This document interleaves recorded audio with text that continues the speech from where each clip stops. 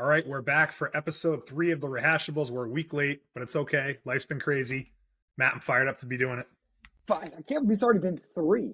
It's nuts. And I'm kind of looking at it. It's interesting because I think I just was checking X/Twitter a little while ago, and the writers finally signed to finish the strike because I felt like we was kind of feeling it. There hasn't been a lot of new stuff out. Totally. They've been making or producing stuff for the last 6 months or so. So I kind of felt it this month. I'm interested to see how that plays itself out over the next couple of years. Just things being pushed back and stuff like Stranger Things. The kids will all be in their 40s by the time Yeah, I know, the right? final season of that comes out. That's hilarious.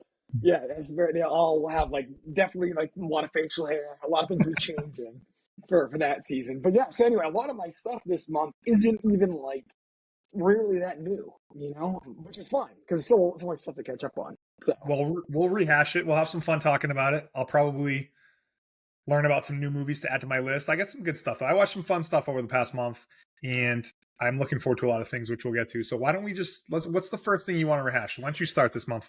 So the first thing that I watched was only one season. I've been telling you about it. I haven't had a chance to get to the second season, but it was Winning Time on HBO. The show literally just got canceled, too, which is so frustrating. Because You were telling me about it. yeah, so the story's about the rise of the Lakers dynasty. It takes place right as at Magic Johnson's rookie year when he gets drafted by the Lakers. It's just such a fun show. And I guess from what I heard and read, season 2 kind of deviated a little bit. But season 1, just the story of itself, was so good. And we're obviously Celtics fans and stuff. So, but still, you can't help but love the Lakers story. And Magic Johnson's such a likable guy, and Kareem Abdul-Jabbar, and all that kind of stuff. So I went through season 1, and I enjoyed every single episode of that. I'm obviously a bigger Celtics fan than you, boycotting it, so you just kind of gave in. Yeah. Well, that's cool. So here's the funny thing is obviously Magic Johnson's biggest rivalry is Larry Bird. You can't separate the two. How they depict Larry Bird in this show is just wild. Absolutely. So they do wild. show Larry Bird in the first season. Yeah, he's in about 3 or 4 episodes. Yeah. So I would ask that guy. I'm pretty sure the guy that portrayed him storm the Capitol on January 6th. Back then, he definitely had a vibe to him, which I guess wasn't anything like Larry Bird, but still, it's by Adam McKay. Mm-hmm. The show is so over the top. John C. Reilly is kind of the star of the whole show. He plays Dr. Jerry Buss, a very outgoing owner who bought the Lakers, this big playboy kind of extravagant character, and it's just a fun show. The 80s in LA looked like a fun time. I enjoyed every second of it. So you had mentioned it to me a handful of times talking over the past month, and I was ready for it to be the next thing that I watched, and then they canceled season 2, and I was just I kind of pumped the brakes on it. Because I don't know that I'm going to get the resolution that I want from watching. I mean, it's just over. It's done, and there's no ending to it. I don't know if whatever ending they have served as a good ending for the series, but I've heard it didn't. And I don't know if I'm going to go ahead and watch season 2. And I don't think you have to go and watch season 1 and watch. You have to watch season 2. I think watching season 1 by itself is fine. Again, it's not spoiling anything. If you remember any story of basketball, you know what happens. You kind of know about the Lakers dynasty. You know about the rivalry with the Celtics. You know about Magic Johnson coming down with HIV and all that kind of stuff. So just that one episode is just on one season is really good, worth watching, especially if you love the 80s basketball stuff. Yeah. I know you do. I'm curious to see if Ben's watched it, but it's a great show. I think he did. I think he actually liked it. I'll probably give it a shot at some point. It's definitely on the list. It just moved down a little bit when they canceled it. I think it was getting some bad press. By all accounts, the person they got to play Magic Johnson was the perfect guy to play Magic Johnson. Insane. Which is tough. Him and the guy that plays Kareem Abdul-Jabbar as well. Both basketball players. They just, like I said, did not hit on Larry Bird. Maybe that was intentional. The guy just drinking Bud Lights and borderlines inappropriate. If I was a Lakers fan, I'd probably use the casting of Larry Bird as an opportunity to throw a little dig in there, So yeah. I get it. And it's a lot of like looking and talking to the camera kind of stuff. John C. Reilly is just Like he's Saved so by the Bell good. action. Yeah, timeout. Not quite like that, I but didn't know that. That's rare. yeah, I think of House of Cards maybe as the last show that did that. It doesn't happen quite that often yes, where there's that breaking of the fourth wall. it's they pull it off. It's Mhm. fun, and I think it was 10 episodes. It's just over the top in a fun way. Like, Yeah. did this really, really probably happen? Like, all this stuff probably happened? Probably not. They make Jerry West to look like an absolute maniac. I was going to ask you about that. Jerry West was not happy with his portrayal. He sued HBO. I don't think he won, but he sued HBO for it, which is just hilarious. So, What was he at the time? Just like a former Lakers that was a Laker player that was around, or was he in the front office? he was a former Laker player. He was actually the coach of the Lakers and ended up stepping down Oh, just okay. before the season for it. And Jason Segel is in the show. Uh, Really? Yep, Jason Segel, he's phenomenal in it. We talked about John C. Reilly. Adrian Brody plays Pat Riley. It's I didn't know really that. good. Yeah, it's good because where the state of the NBA was in 1980 was so bad. It was like no one was watching. They weren't selling out arenas. And Jerry Buss, well, how this interpretation of it really kind of came in and revolutionized how what the forum was like where the Lakers Mhm. played, and it was much more entertaining than just a sport. So Yeah. Showtime Lakers. Showtime Lakers. So anyway, that was my one that I got through, and it was awesome. So All right. You kind of resold me. I think I okay, could at least give first season a shot. just watch the honestly the opening credits and the song is fire. I love It's the good. opening credits of it. It's Love so it. it's so good. So Nailing the cool. opening credit is big. If you have an Yeah, awful opening credit, it's bad vibe for the show. So I will never hit the skip now button when the for opening that, credits hit for that one for sure. So love it, dude. yeah, Okay. Well, good. Gotta add that to the list. Glad you keep pushing me on it. Glad you finished it. I'll let you know what I think next time. yeah, please. All right. So for me, this is something that you have already seen, and I'm a little bit late to the party, but not that late. And it's Guardians of the Galaxy 3. Mm-hmm. And I'm glad to have finally watched that because I love the first Guardians of the Galaxy. We saw it together, walked out Mm-hmm. of that movie theater. We've probably talked about it before on a podcast, and we're just like, wow, that was awesome. Perfect casting. Didn't know anything about the Guardians of the Galaxy. So to get to this point and get to this resolution, I was happy to watch it. Took me only like 3 or 4 sittings to actually Yeah, get through it. But, you know, it was. So I saw it a few months ago too. I didn't feel this was going to be on the list because I know you posted about it not that long ago. Going to see Guardians 1 in the theater with you was probably top 5 movie theater experience yeah, because of how blown away we were without knowing anything about it. And I think back during COVID or whatever, I watched all 23 of the Marvel films yeah, and ranked them. And I think Guardians was number 2 or 3 on dude, my list as far it as was all the great. Marvel movies. So good. And I just like Music was hanging out great, with it. special Yeah. effects great. And it catapulted Chris Pratt into another stratosphere because he was in Parks and Rec, and that was kind of like what he was known for, and he just became a superstar overnight with this movie. Quick side tangent on that. Yes, We were in Nashville this weekend. We were talking about that.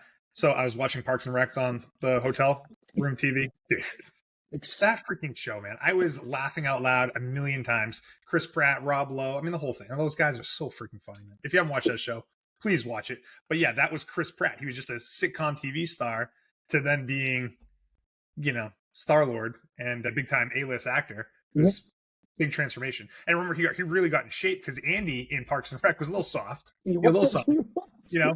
But then he comes in this show, has his shirt off and six packs and all that stuff. So, anyways, I don't want to spend too much time on Guardians of the Galaxy Yeah. 1, but it's got to say that it was an amazing movie at the time. So I've kind of grown fond of these characters. Guardians of the Galaxy 2 it was okay. It was good. It has our boy Kurt Russell in it, who we absolutely love, but it was not as good as the first. I'd probably put Guardians of the Galaxy 3 above the second one. But the main part of the story, if you've seen these type of movies or if you like these types of movies, revolves around Rocket Raccoon's origin story, which was I actually found to be like oddly touching for what's a CGI character in Raccoon. Like, dude, I was in for it. I thought they did a nice job with it. I thought you did too, and of course, it's like crazy. You think of Guardians of the Galaxy, you think of Chris Pratt, you think Zoe Saldana, you think of Dave Bautista as Drax, but freaking Bradley Cooper It's like the voice of Rocket Raccoon. Bradley Cooper's one of the biggest movie stars in the world, and like does an amazing job. He's so funny. He's the funniest character in the MCU. I can't picture Bradley Cooper doing the Rocket lines. I just can't. I mean, I know it's him, but like it's so off the wall the way he talks and the stuff that he says. It was a little bit different in this one. It was toned down. Half the movie, spoiler, he was like incapacitated. Yeah. But then obviously came back and had like a great ending. But yeah, it's hard to even picture Bradley Cooper as him. So what did you think of the story? I thought the villain, he was pretty compelling about, again, all revolved around Rocket's origin story and how he kind of created him and that sort of stuff. But I thought it was pretty good. Yeah, his name was the High Evolutionary, and not to get too much into it, but yeah, he created Rocket after doing a bunch of different tests on different animals, combining them, and it was actually kind of sad. You see all these animals in cages and stuff, and if that's something that's like a soft spot for you, you probably wouldn't like to see all that stuff and what gets done to these animals. But some people would actually say that parts of his origin story were a little bit too much for them to watch. For me, like, it just was what it was. Like, I was fine to watch it, but I thought they did a very nice job with it. And then I actually thought the back half of the movie was better than the front half, even though there's probably more origin stuff. It's just a little bit slower moving. Always some funny stuff in this show. But that back half, there was a ton of awesome action. In particular, one action shot that I thought was freaking incredible. It was kind of like that quasi one shot. I mean, it's impossible that it was one shot, but it like kind of like that. It's moving around this room of all of them together fighting. The camera's moving. Everybody has their moment. People are kind of coming together and having these great slow motion death scenes and stuff. It was pretty freaking amazing. When I watched it, I was like, wow, that might be one of the better scenes like that in any of the MC movies that I've seen so far. You know, that was James Gunn's swan song. And the way this movie ends, spoiler or whatever, but kind of, I was out there. This is the last Guardians movie. The characters are kind of all going their own ways with this.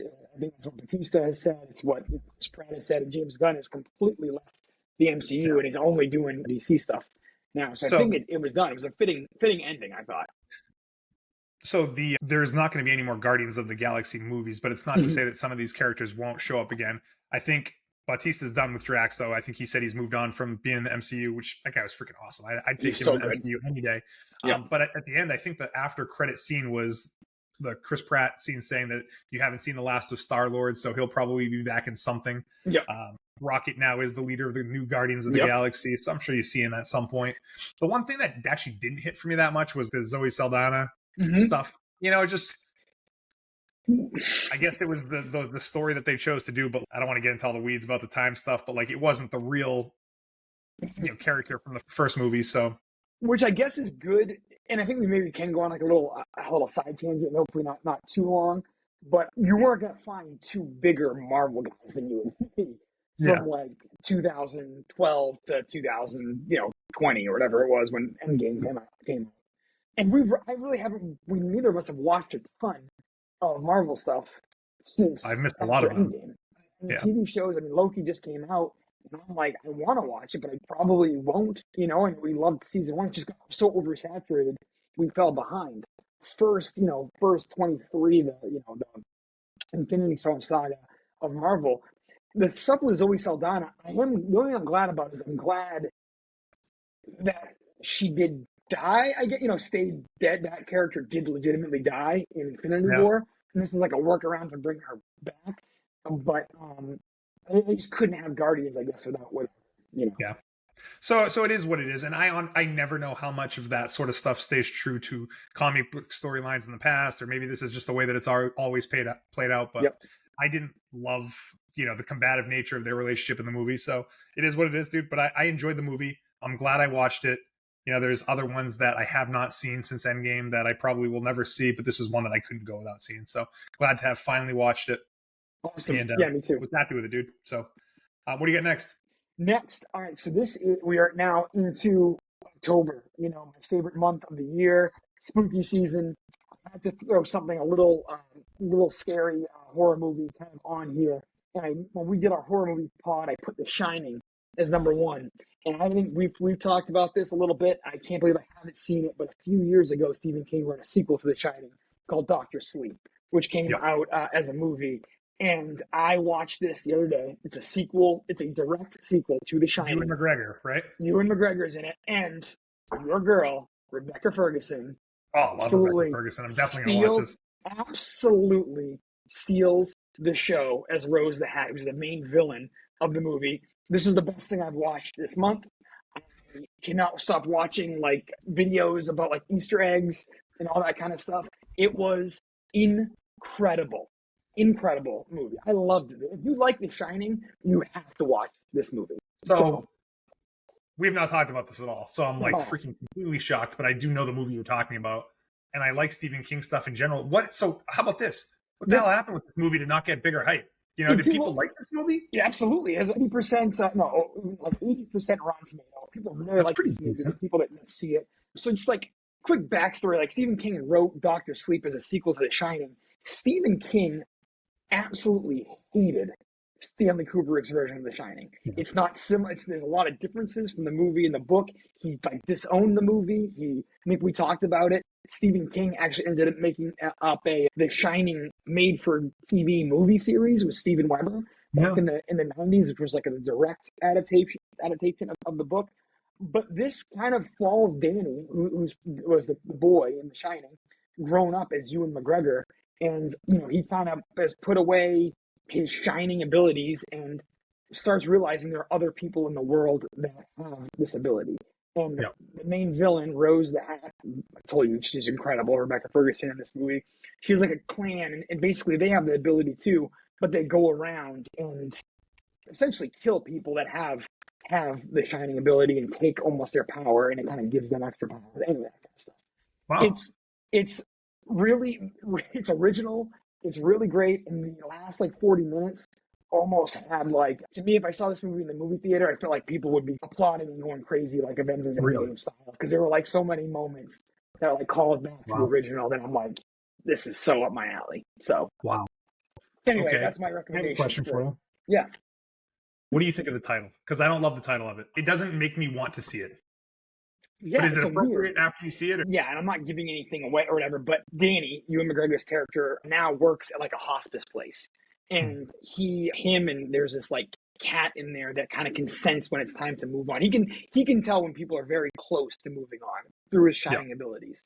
So what he would do is he'd go sit with the people as they're about to die and move on and make them feel very comfortable. So he got the nickname Dr. Sleep. That's why the movie's called that, although it's really not relevant with anything else in the movie. So I do think the title, which was Stephen King's book title, maybe missed a little bit, but that's why it's called. I mean, not that you just want to do something boring like The Shining too, but I did know that was a sequel to The Shining, but I don't know that I knew it at the time that the movie was coming out, because maybe I would make more of a push to go see it, or I don't know. It seems like a weird name for a movie, especially when it's a sequel to The Shining, that they wouldn't do something that connected them better just through the title. Probably would have got more people to see it. But what do I know? I'm not a movie executive, so it's great. It's on HBO Max. Again, if you've seen The Shining, you would love this movie. So I recommend that for the whole season. So okay, love it, dude. All right, ready for my next thing? The next one for me is The Bear on Hulu. I finally finished it, dude. I very much enjoyed it in the end, but it was not something that was must see for me. It wasn't like, oh man, we got to watch another episode of The Bear. An episode ended. It's not like we had to throw another one on, but like it was really well done. What do you know about The Bear? I know the lead guy. I mean, I actually don't know his real name. He was in the show. Yeah, he was in Shameless, which we loved that show back in the day. And just everybody and their mother has been raving about The Bear. But this is a good point real quick, that like the rehashables, it's things that we've watched, and necessarily things that we loved or would like recommend to people off top of your head. But people, I mean, I think it was leading all the Emmy nominations for this year. People like are freaking out about this show. So here's the thing about the show. I'm like predisposed to liking science fiction-y type, mystery type shows. You know, like this was a me and Tara show, so like those almost by definition aren't going to be like the things that are must-watch TV for us. It's like something we just kind of throw on or hanging out at nighttime. So what I will say, it was like made really well acted, great characters. You've heard the idea of everyone being called chef, right? So I don't know if you heard this. So like basically Carmi, who's the main guy, was a chef at the best restaurant in the world, I guess, and his brother died, left him a sandwich shop, and he basically took it over, and he brought in a lot of like the way he did business and did food. And in that restaurant before, they called everyone chef, so like everyone's calling each other chef all the time. And there's just a lot of drama that ensues, a lot of family stuff. Do you know who's in this TV show too? I posted a picture of him on Instagram, but it's Bernthal, the guy from Walking Dead. Oh, yeah, he's his brother. It's not like a surprise, but like he makes a few appearances through flashbacks. He's his brother who died. And I don't want to spoil the end, but as much as I appreciated how well it was made and everything about it that I just mentioned, it wasn't till the finale. It's only 8 episodes, so nothing crazy. And they kind of tied some stuff up with him and his brother like that. I was like, that was awesome, and I get why people loved it. And it gives some context to the name of the show, The Bear. Like, I won't spoil, like, through most of the show, you're not sure why it's even called that. And then you are. And then it's like, wow, looking forward to season 2. So I heard season 2 is even better than the first season. So I'm sure we're going to chip away at that at some point. But for people that like well-made TV, I would definitely add this to the list. And it's only like 30 minutes an episode too. So it's a fairly easy watch. I was going to say it's like 30-minute episodes, I think. Yeah, we I think watched one and just didn't get hooked. And I don't know why we never went back to it. But so you know what I mean? Like, yeah, it's not a hook you type show. At least it wasn't for me. So we had to like really push through it based on its reputation alone and the praise that it was getting critically. And I'm glad we did. So it was good. Awesome. Well, good. We'll see. Hopefully you can watch season 2 before the Emmys, which I think are now in January, and check that out because it's the favorite to see if it's going to win for best drama. Get ready for our Emmy preview pod. Yeah, it's for 3 months from now. But yes, I can't wait. Oh, great. I definitely want to check it out. And my number 3 is kind of similar. It's a show I watched with Heather. Only season 2, season 3 just aired. And this isn't a show that I don't know if I'd recommend, but it's The Morning Show on Apple Plus. Yeah. So have you watched season 1 at all? No. I've never watched it because I never heard it was that good. And then I listened to some other podcasts that we both listened to, and they really liked the first 2 seasons, I guess, or maybe especially the second season. I heard the third season's a complete disaster, but it has a great cast, right? That's the thing, is the cast is just insane. Obviously with Jennifer Aniston and Reese Witherspoon kind of leading the column. Billy Crudup, I remember him from Almost Famous. He was in Big Fish. You know who he was. He won the Emmy for season 1 for his character. Your boy, Richard Alpert is in it. It's a great cast. It's so well done. Some of the decisions, though, are so dumb and out of left field. But the one thing I liked about it in season 1 and in season 2, they really bring it home, was you and me, not so much anymore, but love the Today Show. Like growing up, the Today Show was on every single morning, 7 a.m., Matt Lauer, Katie Couric, Meredith, and then Savannah, and all that kind of stuff. Like, love Lauer, great guy, great guy. Sarcastically saying that. But no, we used to watch like Where in the World was Matt Lauer. I don't know if you remember that. Like the Today Show was awesome. Like we used to legitimately love the Today Show, and this is essentially it's about that story. It's about a guy. And it's about Matt Lauer who got canceled during the Me Too movement, who was sexually harassing and did a lot of sexual misconduct stuff at the place. The guy that basically plays Matt Lauer is Steve Carell in this show, which is interesting because he's probably one of the most likable guys. Once he's on screen, you can't help but love him. But he's done some pretty shitty stuff. But it's a very complicated story, and that part is interesting. I like hanging out with the characters. We're going to watch season 3, even though I heard it is a complete disaster. I don't know if it's going to be back for a season 4, but it's a fun show. They put a shit ton of money into it, and that's what I watched. I probably would give it a B- C+ on your rating. That's fair. So, that's fair. You're forever the optimist. So when you criticize something, I don't want to say criticize in a bad way. Like I appreciate that you're being honest about it. So it's good. It's 10 episodes. It should be like 6 or 8 max. You know what I mean? Which is one of those shows. But you know what? Jennifer Aniston she's obviously great to see her because she hasn't been in really much in a long time. And Juliana Margulies. Remember Juliana Margulies from ER? ER? No? Anyway, she's in this season. And I just remember her and Jennifer Aniston in the 90s. We had Friends on Thursday, and ER was at 10. And those two were just such big stars back then. So, for me, when Apple TV announced that they were doing Apple TV Plus, this was like the main show. Like I thought that this would be like their most popular show or the thing that's most recognizable with the service. And maybe for a lot of people that it is, but it seems like its quality level hasn't been above another like 4 or 5 or 6 of their shows that are kind of outshine. Like I go to Apple TV Plus a lot, and I'm often talking about a show from that service. But when I go there, it shows like the top 5 shows being watched. I think Morning Show might be up there now just because of the newness, but like it's number one. But like for a while, like I would never see it up there. It was always Ted Lasso or Severance or Silo or Invasion or one of these other shows. Man, they have so many good shows. So just add this one to the list. But I don't know that it's panned out quite the way maybe they thought it would. Yeah, it costs so much money to make. I can't imagine what Reese Witherspoon and Jennifer Aniston are making. Yeah. But the other interesting part is it follows like real-time stuff. Like the first episode of season 2, one of their reporters goes to Wuhan for the start of COVID, and the end of it, COVID is like all that. It's interesting to look back at that kind of stuff, even though it's not that far removed. It's all like real news. Like Trump is president. It's all like real. Oh, okay. Real. So it's not like alternative universe stuff. It's like real world stuff, which is interesting. That is interesting. That actually makes me want to watch it more in a weird way. It was cool. The COVID stuff was fascinating. Yeah. So that's my number 3. Love it, dude. All right, 3 for me is Creed 3, and I really liked it, man. I really like Creed. I like Rocky movies, like boxing movies. I think they did a great job transitioning this whole like world from a Rocky world to a Creed world. I really think they did an awesome job when they casted Michael B. Jordan as Adonis Creed in the first one. And honestly, this actually it has some parallels to Guardians of the Galaxy, I would say, because the first Creed was freaking awesome, dude. It was incredible. Like so well done. Great story. The second Creed, have you seen the second one? We didn't see. I saw it with Mom, actually, movie theater. It wasn't great because like I'm a big Rocky 4 guy, big Drago guy. Yeah. I was very excited to see Drago back, his son. It was fine, but it was definitely not as good as the first one. And I think the third one is a lot better than that second one. Just Adonis Creed is a great character, man. And this is a great story. Give some like context to Adonis's life before he became a Creed and some people in his life, and great boxing stuff. Your boy Jonathan Majors is in it. My boy. I'm talking about a guy, Jason. That's man. Marvel is, anyway, he was cast as Kang, the big villain in Marvel, and he got canceled not long ago.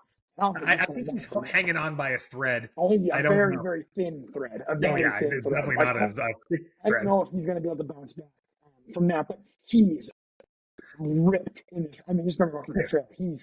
Like Michael B. Jordan's no joke either. But yeah, I'm glad those guys are in good shape, dude. Those guys are like not real human beings. And Jonathan Majors is freaking insanely jacked. So it's a fun story. Like again, I really like the characters. The plot is a little bit far-fetched, and if you ever watch it, you would know like the circumstances around those two fighting are a little bit of a stretch, but they did a really nice job. Music's good. It's funny to see the boxing, how far it's come, at least in the way that it's shot versus the Rocky movies. Like, dude, if they did, I mean, even this is a little bit of a stretch, but like if boxers really boxed like they did in like Rocky 3 and 4, like those guys would all be dead like 5 minutes into the match. You know what I mean? Like the punches are so insane. I mean, you get one guy, a clean shot to the head, that guy's down and the fight's over. They take like 150 in one fight. Rocky against Drago. Literally Drago hit like I think 75 punches to the head in like a minute. And his head is like a speed bag. Yeah. The ref, his license should be taken away because there's no way in hell anyone would be taking it. But yeah, that's all. And Michael B. Jordan directed this one too. Yeah. He directed this movie, right? And I think he co-wrote it with Ryan Coogler. I think like Coogler was involved in some aspect of it, but not in the directing capacity like he was in the very first one. But yeah, like the boxing's good. And it's not only is it like, I mean, slightly more realistic than the other Rocky movies, but it's just shot better. The cinematography has come such a long ways. And I think it's just a great movie to watch. And it's not long either. I think it's on Amazon Prime is where I watched it as part of my membership. So watched it. It was awesome. If you like boxing movies, if you like Rocky movies, Creed movies, that whole world, then dude, definitely check it out. Easy watch. You gotta ask the question, because I think one of my favorite parts of all the Rocky movies is the training montage. How is the training montage in this one? They have a training montage in this one. They do, dude. It's good, but it's not as good as freaking Rocky running up that mountain in Rocky 4. Like, there will never be a better training montage when you have, the guy that's out in nature chopping down trees, running to the top of mountains versus the guy that has these hardcore machines and getting steroid injections like in the middle of a set of working out. The music and like that, nothing will beat that. So it's good, it's good, but like nothing like Rocky 4. we'll have to have a dedicated Rocky Four podcast when we do the dribbles or something like that. But it's yeah, I mean that's apex. That's the apex for sure. I gotta watch. Yeah, yeah. I We'll think I watch this. posted a question on my stories on Instagram. Who the best boxer is out of all these people? You haven't seen these last couple, or at least this last movie, but like, does Adonis beat Rocky? Is Drago the best boxer? Did Rocky get lucky? Is Apollo the best? Like, Rocky's not in this one, right? No, I'm just talking about. No, he's not in it. No, I did hear something about another one coming, and then maybe he comes back for it. Man, Rocky should be in these movies. He really should. But for an Academy Award, the first preview. Yeah. Supporting actor, not even a win, but yeah, the best. I mean, Mr. T was like a legit, really good athlete too. Yeah. Anyway, that's awesome, man. I'm glad that I think Drago was like Rocky got lucky to get past Drago. It's just hard, man. Literally all of Moscow started rooting for Rocky come around 13, 14, which is just, I can't blame them. Literally all the Russians are cheering for the American. Mikhail Gorbachev got up and clapped, and then it was over. Mikhail Gorbachev, I think that really looked like him. Whoever it was like, it might have been the real. That Gorbachev. Wasn't Mikhail Gorbachev. It might have been. Was that happened? Then, it was the Tsar kind of dismantled not long after Rocky IV, and I'm pretty sure that was the reason why. So, yeah, that's too funny. Too funny. On Christmas Day, that fight was too in Moscow. So, had to do it. He had no money. No money. No money. He got no money for that fight. Absolutely insane. All right, what do you got next? This is a critically acclaimed movie. I wanted to watch. I told you I kind of been wanting to watch one critically acclaimed movie. You're going to be like, what the hell? Like, why this movie? Came out in 2007. It's Paul Thomas Anderson's There Will Be Blood. I don't know if you know anything about this movie. It kind of came out the same time as No Country for Old Men, and these two were so intertwined. Is it Daniel Day-Lewis? Daniel Day-Lewis. Daniel Day-Lewis is in it. Is he this kind of was like started the Daniel Day-Lewis like renaissance of like he did this, then he did Lincoln. He's kind of like, oh, that's the best actor of all time, whatever. And he won the Academy Award for this movie.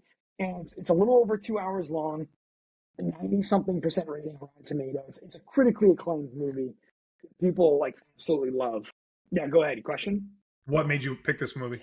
Just because you were browsing one day, or someone it was brought on it up my in list. So this summer I watched for the first time, and I can do a whole pod on this, but Boogie Nights, which was, I thought, blown away by Boogie Nights. So Boogie Nights was Paul Thomas Anderson's first movie he ever made, and like it was such an incredible movie. So it was more for the director, and I kind of want to go through his filmography that he's done, and this was like the next like highest rated one. So I had to watch it, and it won Best Cinematography. It was nominated for every single award. It only won 2 for Best Cinematography and Best Actor.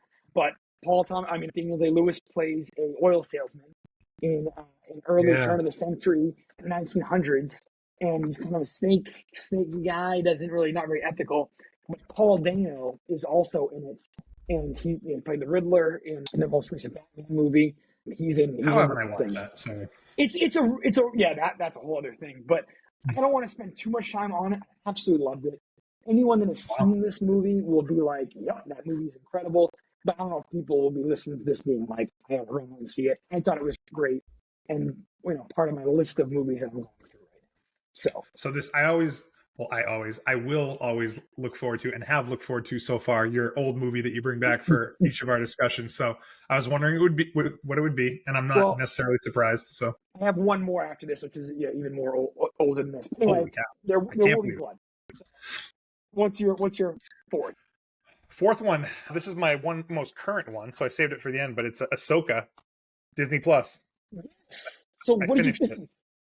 I liked it. I liked it a lot. It's either 1 or 2 for me in the Disney Star Wars type movies. So Ashoka is a Star Wars universe show, and if you've seen The Mandalorian, you've seen this character in there. She has like the long, I don't know what you want to call that stuff. I don't know. It's not hair. It's like some weird things on the side of her head, and she's a Jedi. Halloween costume this year? I don't know what that is. So, anyways, she has a very noticeable, like memorable look, and I think she was in couple one-off episodes in the second season of The Mandalorian, and she has like a big lore to her, and she's been in like a lot of the animated shows, which I've never seen before. So she's like a known entity. But I think when they showed her on The Mandalorian, I thought like those were some of the best Mandalorian episodes. I was like, wow, can't wait to dig into her more. Her show came out 2 months ago, and then they just had the season finale last week, and it was great, dude. Like I really recommend it. I think it kind of speaks to that Marvel and Star Wars fatigue that I think we experienced, that it wasn't like a show that I ran out and watched on day one. I waited for it to get a month in so I could kind of catch up to it. By the time we got to the finale, I was anxious to see what happened. There's some characters in this season that have never been shown on screen before, and some stuff that I never even knew about Star Wars before that I thought was very well done. And the way they ended this first season, if there even is going to be a second season, was very interesting to me. You know, for people that are very into like Star Wars lore, like there was some stuff that is just never been talked about on a actual screen. And there's a million different ways they could go now moving forward. What's the timeline for that? When does that take place? I think this is like between it's before the newest sequel trilogy. So after like Return of the Jedi, before Force Awakens. Yeah. Yeah, that's between the two trilogies. No, I think it's before. Jesus Christ, not now. Now I'm bad. Oh no, you're right. No, it's probably between Revenge of the Sith and A New Hope. Yeah, it's between those two sets of trilogies. So yeah, but yeah, dude, it was easy watch. They're not so long. They're like 45 minutes. I'd love to say there's like a bunch of other characters you recognize, but it's more like, have you ever heard of Rebels or Clone Wars, the animated show? Yeah, so like there's characters in this show that have been represented in those cartoons, and now they're all in here. So like anyone that's loved those, and people that have watched it that I've talked to, all do love them. So being able to see this, like it's almost like Ahsoka is an extension of those cartoons more than just a show really based on her. And some of the lightsaber stuff, man, like it just keeps getting better and better. The way they film stuff, it's almost kind of laughable to think of Luke Skywalker and Darth Vader's initial lightsaber fights. So you like baseballs, and now it's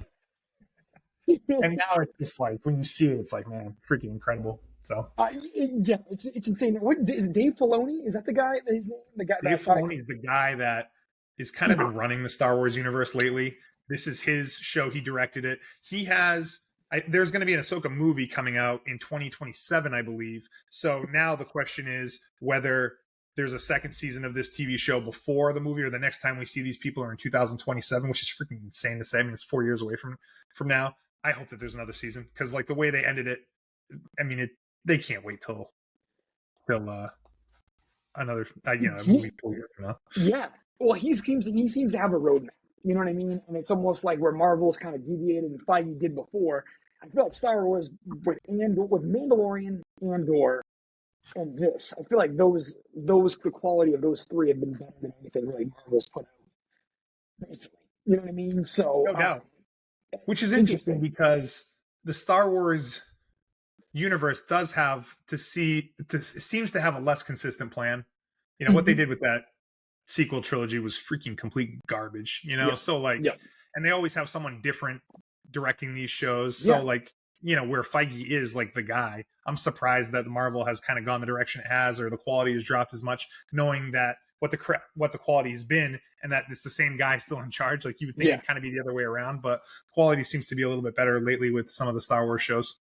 It's on my list of things. I definitely hoping to check that out next month, or at least start it, because I know you loved it. I've heard nothing but awesome things about it. So glad. Good for Rosario Dawson, got a lead role for her. She's been around forever, and I can't wait to check it out. So it depends on how much like Star Warsy you're feeling. I would definitely add that to your next watch list. But like honestly, I'd watch Silo before that if I had to like pick all things. With Rebecca Ferguson now, I am with Dune 2 coming out. Silo is 100% going to be happening this month. So I'm anxious to talk about that. So yeah, that is it as far as I watched. I know you have one more, so hit me. I just have one more. This is my old one. I don't know if you've seen this movie or not. So this is an old movie, 1983. But I'm currently reading Rob Lowe's book. All right? Very fascinating. The man. And he's an interesting guy. Obviously, kind of not childhood star, but teenage star, teenage heartthrob. But his first movie, and the stories from the set of this movie were just so interesting. It was The Outsiders in Yeah. 1983. Have you ever seen The Outsiders? Nope. No, But Kiefer's in that, right? no, Keeper's not in it. No, Who's in this? that's so we got Matt Dillon, Ralph Yeah. Macchio, Patrick Swayze, Rob Lowe, Emilio Estevez, Yeah, Tom Emilio. Cruise, Diane Lane. It's like just those 6 guys: Dillon, Macchio, Swayze, Yeah. Rob Lowe, Estevez, and Tom Cruise. These are all like pretty much their first movie, and they're Yeah. all 16, 17, 18 years old.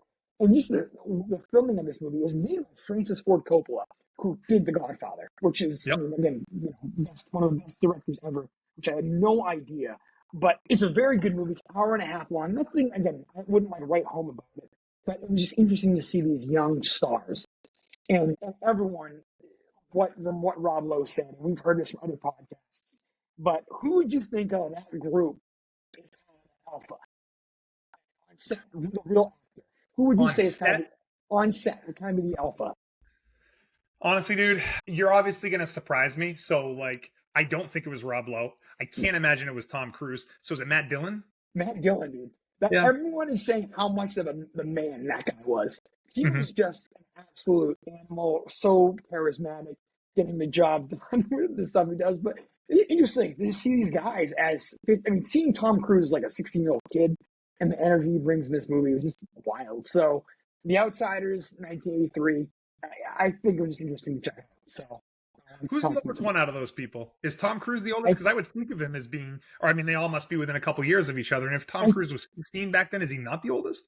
I think Rob Lowe was 17. Tom Cruise right now is, how old is Tom Cruise right now? 60 something. Yeah, 60. He's born in 62, so he's 61 years old right now. So in 1983, he was 19. So he was a little bit older. I think Macchio was a little bit younger. But it's interesting to see those guys. And Rob Lowe's an interesting guy. Swayze was the man too. So yeah, too bad. He probably would have been interesting to see what his career evolved into over time. Rob Lowe had a podcast for a period of time. I don't know if you ever listened to it at the time. I did, literally. He came on Simmons, I think, a few times, and I think that's why I really started liking Rob Lowe. Plus, he was in Parks and Rec and had just like such an amazing character in Parks and Rec, just one of the funniest characters I've ever seen. And then he had his podcast, so he would talk a little bit about those stories. And man, what a life that guy's lived! Like a true Hollywood star. True, exactly. Very interesting Hollywood story. So the book got me. That was the older movie that I watched. This So love it, dude. So before I let you go, those are all solid choices. I'm glad. I mean, honestly, we haven't really even talked about them throughout the course of the month, so I'm glad we got a chance to do it now. What's the one thing that you're looking forward to watching between now and next time we record something? I have three. I have three things. All right, give me all three. I know what one of them is going to be, but I want to hear you say it. One is probably Generation V. It's The Boys spinoff, which on Amazon Prime. The Boys is one of my, if not my favorite show on TV. Incredible show, and this is a spinoff of that. Everything I've read is this is the same player in a different uniform. 10 out of 10s. If you love The Boys, you're going to love this show. So I heard it was like better reviewed than The Boys. I thought The Boys is as good of a freaking TV show as I've watched in a long time. So I don't know. I mean, time will tell what's better, but like very promising first few episodes. I don't know that it's going to be done by the time we record next, so we might have to save it for the one after that because I typically try to catch things when they're completed. But dude, 100%. That's probably the next thing I start watching. So that's that. The other one is it's like a horror. It's a Mike Flanagan. He's actually the guy that directed Doctor Sleep. He's a big horror movie director. He did like the Haunting of Hill House. I don't know if you remember that Netflix show. Yeah. There's a new one coming out by him called The Fall of the House of Usher or whatever that's coming out on the 12th. And everything I've read is like 100% ratings on Rotten Tomatoes. Really? I've heard of this. I thought it was already out, so it's not even out yet. On Thursday. It's getting incredible reviews for that. So that's number 2 on my list that I'm hoping to get done before Halloween. So I gotta start watching horror stuff. I love this time of year to watch some spooky stuff. Yeah. So that's number 2. Do you have anything else that you mentioned? I have one more. Nope, nothing. I'm trying to think. No, nothing. If I think of it between now and when you finish up, I'll throw it in there. But like Gen V was definitely the main one for me. The other one, I don't know if it's coming out this month or not. The Godzilla show with Kurt Russell and his son. Have you not seen this? Godzilla? Godzilla, like No. master, Is this an master. extension of the new, like, updated Godzilla universe, or is it its own thing? I'm pretty sure it's in that universe. It's coming on Apple. I'm 95% sure. I'm gonna Google it while we're doing it. But it's with Kurt Russell and his son Wyatt Russell, and they're playing the same character, 40 years apart or whatever. So they're the same person, obviously. So it's gonna be, where is it coming out? Find it real quick. Legacy of Monsters, or so, but it's coming out later this month on Apple Plus. Man, and the quality of it, I really enjoyed the two Godzilla movies that have kind of come from the new How do I not know universe. this? That's so funny, dude. Oh, is Wyatt Russell in freaking Captain America? Yeah. Yes. Yeah. Interesting. Kurt Russell's a freaking man. That guy's so cool. He's incredible. So we're big Kurt Russell fans, obviously, and stuff. It looks amazing. So I think it's going to be coming out later this month or November. So that's like on my radar. I love the Godzilla stuff. So love it. Thanks for putting it on my radar. I'd never even heard of it. So that's cool that it's always nice when you hear about a show and then it's like, oh yeah, that'll be out like next week or next couple weeks. So yeah, I'm glad I'll be able to check that out. We'll talk about it at some point, I'm sure. For sure. So that's it. So I could go on, but I'll leave it at those three. Love it, dude. So listen, good one. Enjoyed rehashing those things with you. I think life might start getting a little bit easier for me to watch some more stuff. So next time I'll hopefully have 5 things to watch. But I'm starting to start chipping away at Gen V. My bad. Gen V. Can't wait for that. Yeah, we'll definitely be talking about that. So. Big fan. I'm a big fan. You say something. Big boy. Yeah, just really into it. So yeah. Yeah, good old Gen Z. All right, buddy. I'll talk to you, pal. See ya. All right, see ya.